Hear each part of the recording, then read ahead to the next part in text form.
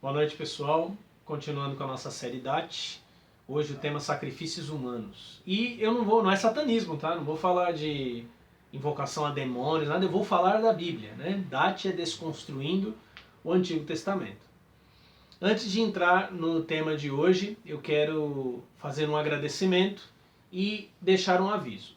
Primeiro agradecendo ao Fábio.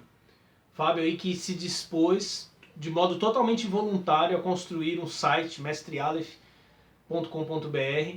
O site está lindo, ele está postando ali os meus vídeos, e muita coisa interessante vai acontecer ali, dá para comentar nos vídeos, você pode ver os vídeos ali.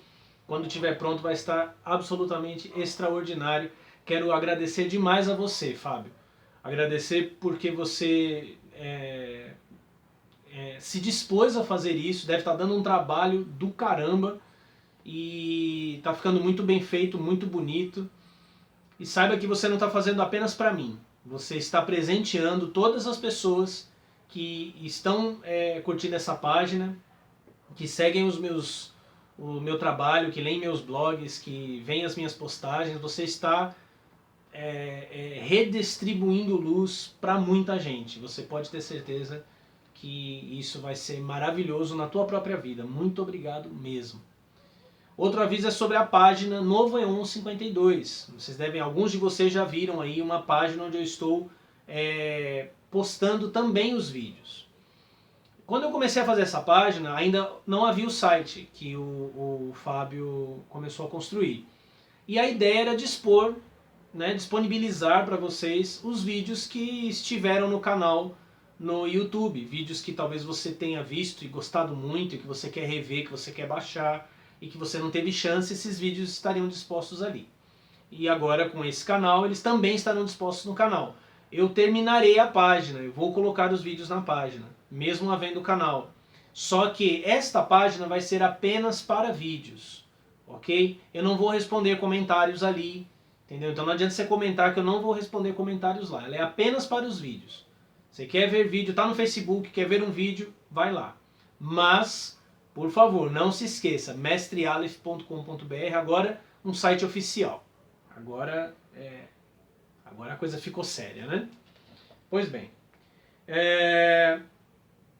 Continuando o assunto, né, nós estamos falando de sacrifícios humanos hoje, é a continuação do tema do sacrifício de Isaac. Tema que foi super polêmico aí, gerou muitas reações, tanto positivas quanto negativas. Primeira coisa que eu quero explicar sobre o tema de hoje, que me perguntaram muito isso desde a postagem do sacrifício de Isaac. Como funciona, qual é o mecanismo espiritual por trás dos sacrifícios? É impossível explicar. Por que é impossível explicar?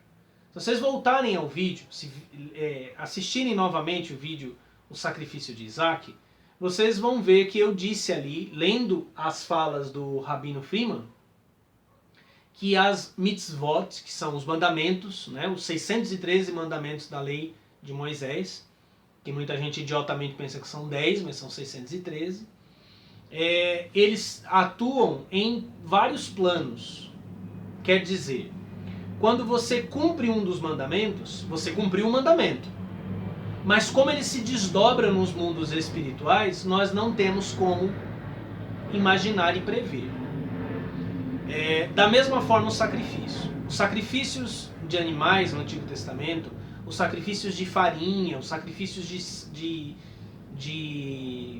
sementes, eles são colocados no templo, eles são oferecidos a Deus e eles se desdobram no mundo espiritual de muitas maneiras. Por exemplo, uma das maneiras mencionadas no próprio texto, o cordeiro, por exemplo, que era levado, ele tinha o poder de afetar todos os cordeiros e todos os animais da terra. As sementes que eram levadas ao templo, elas afetavam todas as sementes da terra. Elas se tornavam representantes, e grave essa ideia porque ela vai ser muito importante no futuro, em vídeos futuros. Elas se tornavam representante de todas as sementes, de todos os animais. E ela funcionava como uma espécie de mensagem, como enviar uma mensagem por WhatsApp. como enviar um fax, né? Nem sei se alguém envia fax ainda, mas é como se você estivesse enviando um fax, um e-mail, uma mensagem pelo WhatsApp ou por qualquer outra ferramenta. Você transformava em dados aquela informação e a enviava para um outro ponto. O sacrifício funcionava dessa maneira. Talvez seja importante a gente observar um pouco como acontece na religião africana, aquela mais africana para nós, que é o candomblé.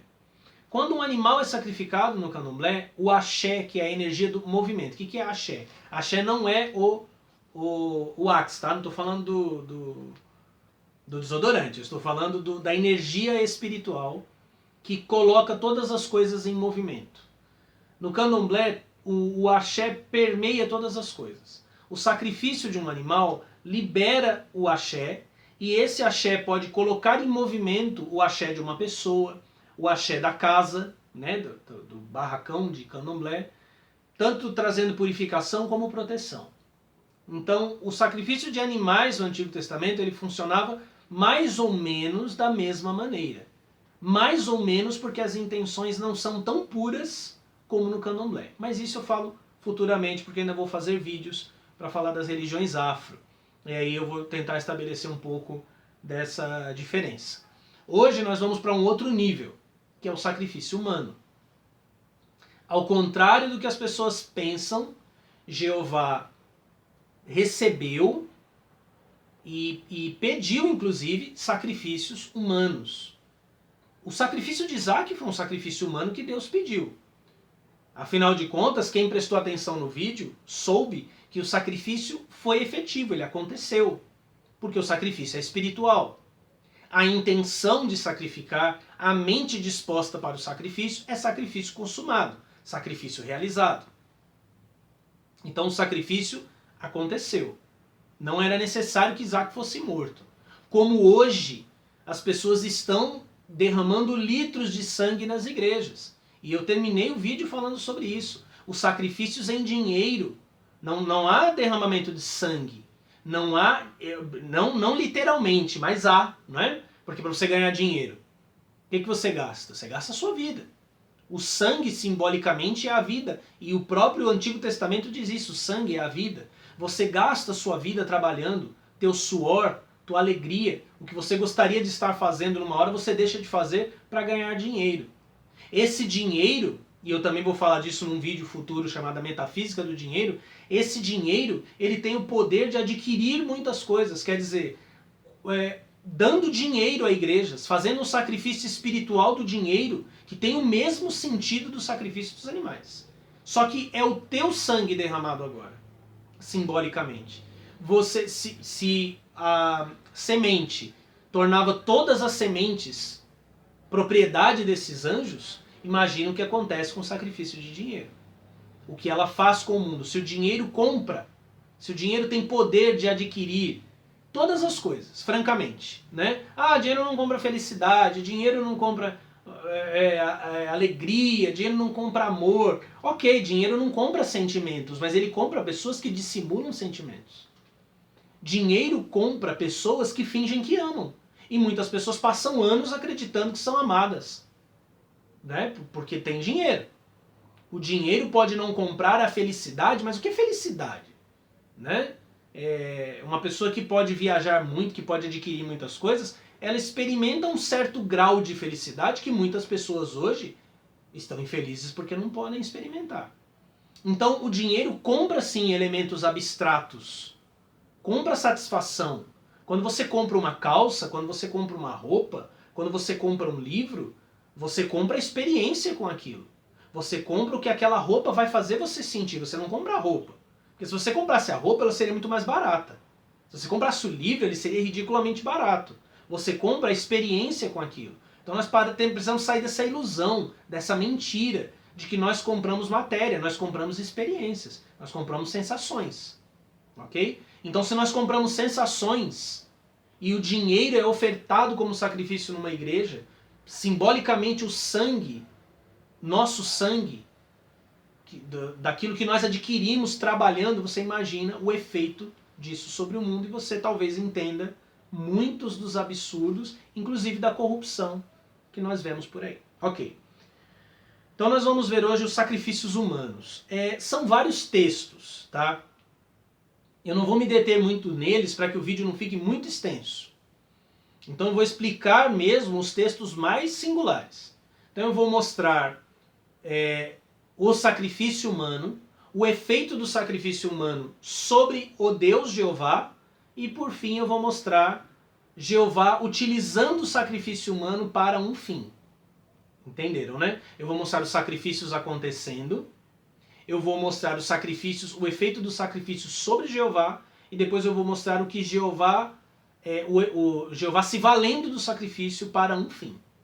Sacrifícios humanos. Primeiro eu vou ler uma história que deve ter ficado famosa por causa daquela horrenda novela Terra Prometida da Rede Record. Mas claro que a história não foi exibida exatamente como está na Bíblia, né? Porque se fosse assim, Josué seria o vilão da novela, né? E lá ele era o herói. Josué capítulo 7. Eu vou resumir a história, tá? Vou contar a história. Senta aí que o tio Aleph vai contar uma história para vocês.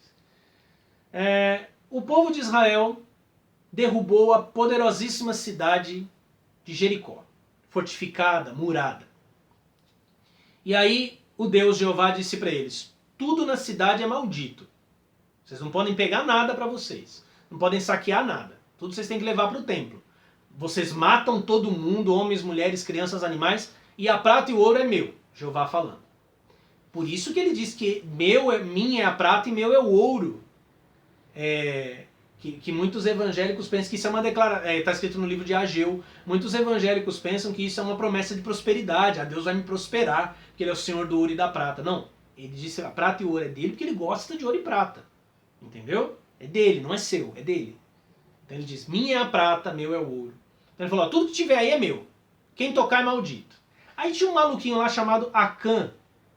E esse Acã viu umas peças de prata, viu uma capa babilônica muito bonita, e ele falou: no meio disso aí tudo ninguém vai nem ver, né? Pensou tipo Lula, né? No meio disso tudo ninguém vai ver. E surrupiou a capa e ninguém viu mesmo. Aí o povo de Israel foi para uma batalha com uma cidade deste tamanho chamada Ai. Veja só, eles venceram o gigante de Jericó. Foram lutar com uma cidadezinha microscópica chamada Ai, tomaram uma sova, perderam. Ficaram apavorados. Aí Josué vai: oh Deus, o que aconteceu? Por que a gente perdeu? Aí olha a resposta de Deus. Existe anátema no acampamento. Anátema significa maldição. Existe algo maldito no meio do acampamento. Percebe que Deus não sabe o que. Ele sabe que tem. Estamos falando de forças espirituais em ação. E aí eles fazem um pente fino para achar o cara. Deus também não sabia quem era o cara. Até que eles chegam na casa de Acã. Aí quando eles chegam em Acã, eles falam: você pegou? Acha os negócios. Você pegou? Peguei. Aí o que acontece? Eu vou terminar aqui a história e mostrar para vocês como que ela termina. Estava escondido na tenda, enterrado embaixo da tenda dele. Aí em Josué capítulo 7, versículo 24. Então Josué tomou Acã, filho de Zaré, e fez subir ao vale de Acor, com a prata, o manto e a barra de ouro, com seus filhos, suas filhas, seu boi, seu jumento, suas ovelhas, sua tenda e tudo o que lhe pertencia. Todo Israel o acompanhava. Disse Josué: por que trouxeste desgraça sobre nós? Que Jeová neste dia traga desgraça sobre ti. E todo Israel o apedrejou, e os queimou e os cobriu de pedras. Ele e a família e os animais, tá? Um exemplo bonito de amor e perdão no Antigo Testamento. E levantaram sobre ele um grande monte de pedras que existe ainda hoje quando o texto é escrito, né? Você não vai procurar a tumba de Acã hoje lá em Israel. Aqui o ponto. Aplacou-se então Jeová de sua ardente ira. Observa isso. Por que eles perderam? Jeová está irado. Porque alguém mexeu nos bagulho dele. Mexeu nas minhas coisas. Tô com raiva. Não vou dar força para vocês vencerem, não. Perderam. Quando Acã e a família são mortos, a ira de Jeová se aplaca. O sacrifício humano teve o poder de aplacar a ira de Jeová. Ele ficou calminho. Você está colocando um texto fora do contexto? Berram os imbromólogos, né, nessa hora. Vamos ver um outro exemplo disso. Um exemplo parecido em Números capítulo 25.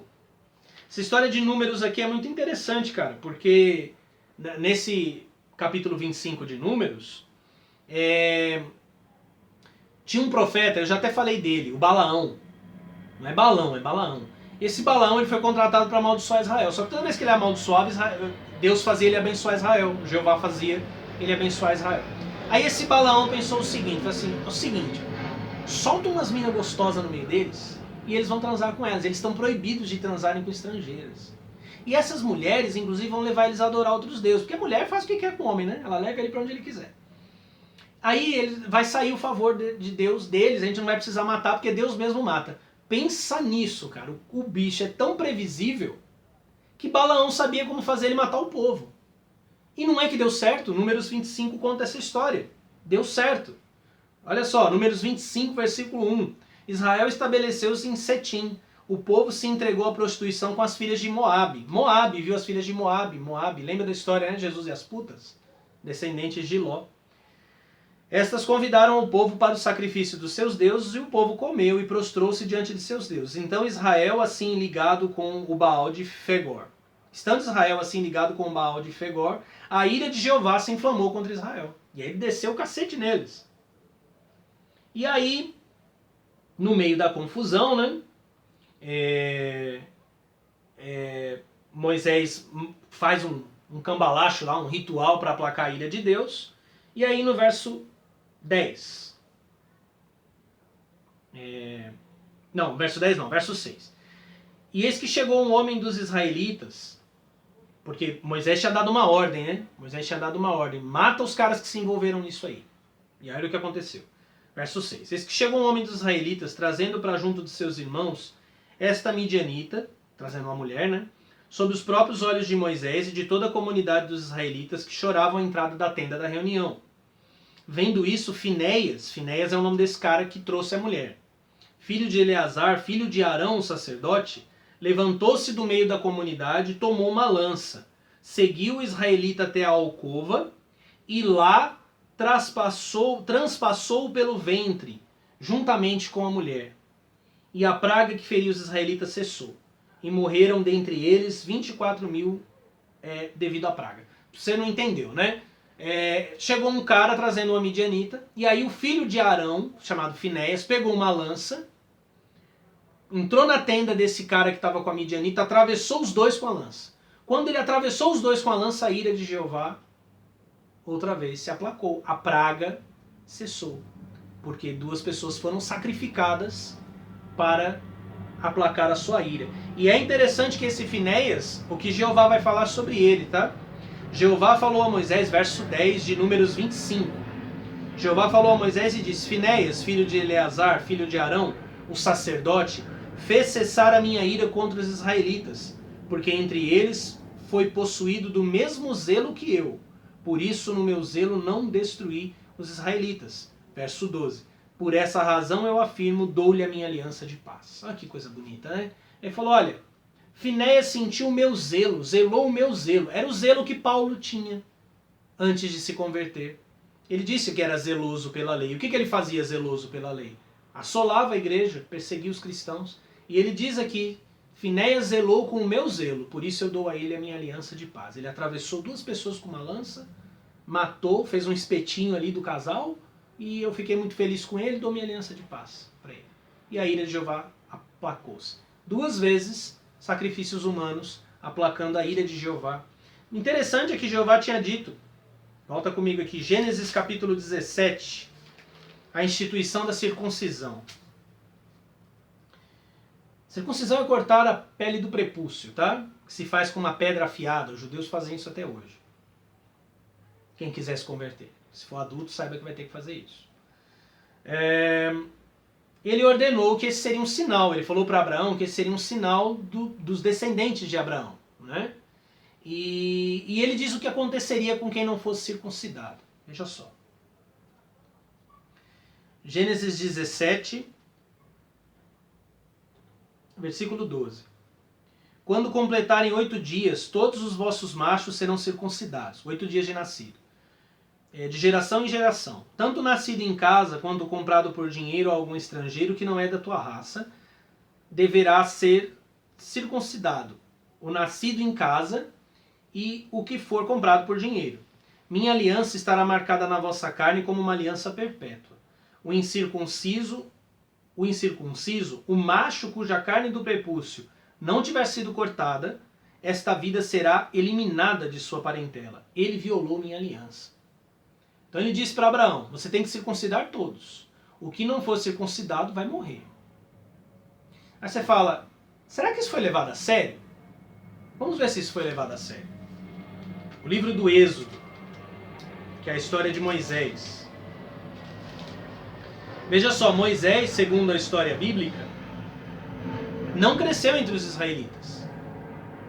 E ele não casou, quando ele se casou fora de Israel, né, fora do Egito, quando ele foge do Egito, ele se casa com uma mulher que também não é judia.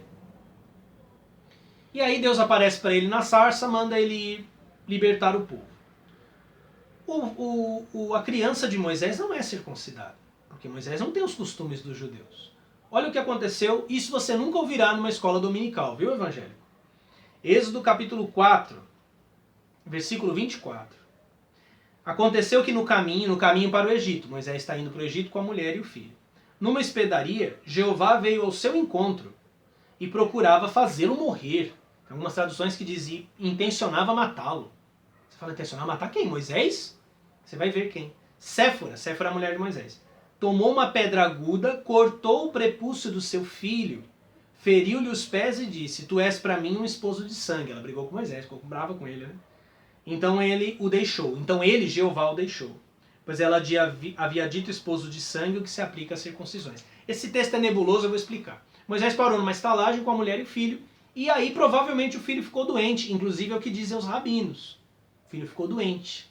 Por que o filho ficou doente? Porque Jeová o queria matar. Por que Jeová o queria matar? Porque ele não era circuncidado. Ele não tinha uma marca no pinto, e Jeová queria matar ele. Aí Séfora, que conhecia os costumes dos judeus, foi circuncidar o moleque. E ficou com tanta raiva que jogou o prepúcio no pé de Moisés e chamou ele de esposo sangrento. Jeová trazendo a harmonia e a felicidade para uma família, né? Então você vê que a coisa era séria. Não circuncidado, o próprio Jeová mataria.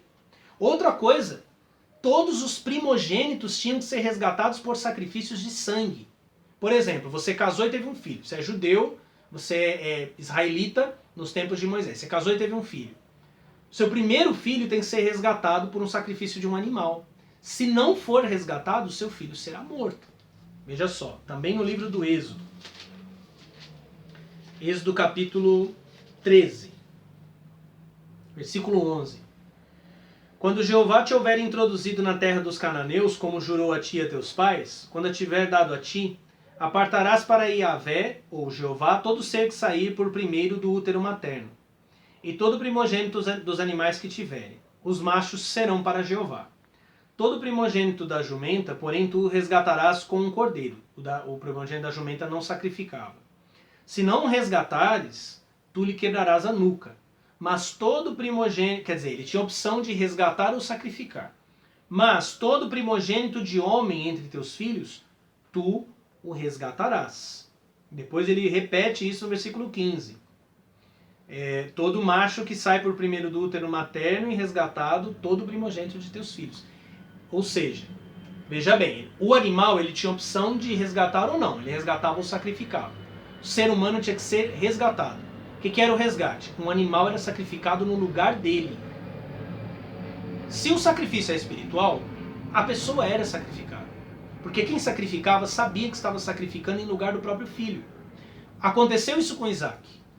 Isaac, eu não contei toda a história, né? Eu contei apenas uma parte que nos importava. Quando Deus impede Abraão de sacrificar Isaac, um cordeiro aparece preso num arbusto. Eles não descem o monte sem um holocausto. Eles não descem o monte sem efetuar um sacrifício de sangue.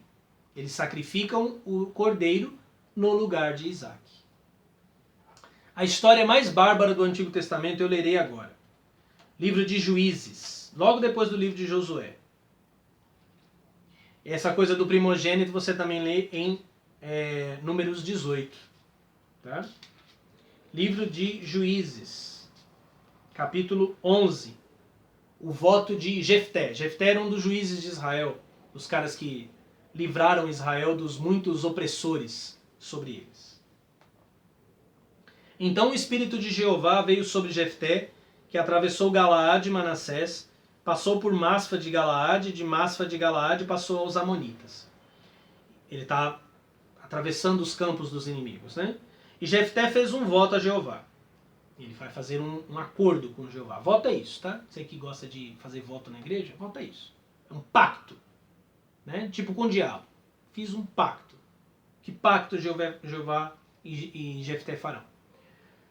Se entregares os amonitas nas minhas mãos, aquele, não aquilo, aquele, ou seja, ele está considerando sacrificar uma pessoa. Aquele que sair primeiro da porta da minha casa para vir ao meu encontro, quando eu voltar são e salvo do combate contra os amonitas, esse pertencerá a Jeová e eu oferecerei em holocausto. Jefté passou dos amonitas para os atacar e Jeová os entregou nas suas mãos. O que você entende com isso? Jeová aceitou, né? Porque ele disse, se eu vencer eu entrego. Ele entregou. Ele os derrotou, blá blá blá blá blá. Versículo 34. Quando Jefté voltou a Masfa, sua casa, eis que sua filha, e é filha única, viu? Saiu ao seu encontro dançando ao som de tamborins. Era sua única filha. Além dela não tinha filho nem filha. Logo que a viu, rasgou as suas vestes e bradou. Ai, ai, filha minha, tu me prostraste em angústia. Tu estás entre os que fazem a minha desgraça. Fiz um voto a Jeová e não posso recuar. Então ela lhe respondeu, meu pai, tu assumiste esse compromisso com Jeová. Trata-me, pois, segundo o que prometeste. Porque Jeová concordou em te vingar dos teus inimigos, os amonitas. Depois ela disse a seu pai, concede-me apenas isto. Deixa-me sozinha durante 2 meses. Irei errando pelos montes e com as minhas amigas lamentarei a minha virgindade. Porque uma mulher morrer sem filhos era uma vergonha. E Jefté, perdendo a única filha, também era uma vergonha. A família de Jefté se acabaria. É o que ele recebeu, o presente que ele recebeu de Jeová. Vai, disse ele, e deixou-a ir por 2 meses. Ela se foi, portanto, com suas amigas e lamentou sua virgindade pelos montes. Decorridos os 2 meses, retornou a seu pai e ele cumpriu o voto que fizera. O voto é o holocausto. Sabe como era o holocausto? Você não sabe, Jeová sabia. Olha só. Corta o pescoço, esquarteja o corpo, né? Sangra o corpo todo, porque o sangue tem que ser derramado todo na terra, e toca fogo. Holocausto significa oferta queimada. Jefté fez isso com a filha única. Engraçado, né? Como Isaac era importante, porque ele pediu Isaac em holocausto. Como ele precisava de Isaac, ele impediu a morte de Isaac. O sacrifício aconteceu, porque foi espiritual. No coração, tanto de Isaac como de Abraão, o sacrifício foi feito. Porém, como ele não precisa da filha de Jefté, ele sabe quem vai sair diante de Jefté. Jefté não sabe. Jefté faz um voto maluco, porque ele sabe, ele pensa no poder que esse voto teria. O que vier, animal ou humano. E ele diz que tem que cumprir, e ele cumpre. Ele degolou a filha, esquartejou o corpo e queimou em oferenda a Jeová, e Jeová aceitou. É o que a filha diz, é o que Jefté diz, é o que o texto diz, não tem embromólogo que pode dizer o contrário. Correto? Sinto muito. Ele recebeu esse sacrifício horrendo. Para terminar, quer dizer, estou quase acabando, né? Mas eu vou ler mais uma história aqui. Agora eu vou mostrar... Bom, vocês já viram a ira de Jeová aplacando... a ira de Jeová sendo aplacada pelos sacrifícios humanos. Vocês já viram Jeová dando poder a alguém por meio de um sacrifício humano. Né? Na verdade, o negócio dele é o sangue. Ele diz, todo sangue me pertence. Futuramente eu vou mostrar melhor isso, a relação de Jeová com o sangue. Mas eu vou ler mais um sacrifício e agora você vai ver o sacrifício feito para mudar um quadro de colheita. Havia fome em Israel durante o reinado de Davi. Essa história está em 2 Samuel 21, um pouquinho antes, né, daquele texto que eu li semana passada, 2 Samuel 24. houve uma fome que durou 3 anos. Aí Davi vai e consulta Jeová. E Jeová diz para ele, é por causa de Saul e sua casa sanguinária. Cara, Saul estava morto, trocentos anos. Como assim por causa de Saul e sua casa sanguinária? Como assim esse sofrimento tem a ver com as pessoas que Saul matou?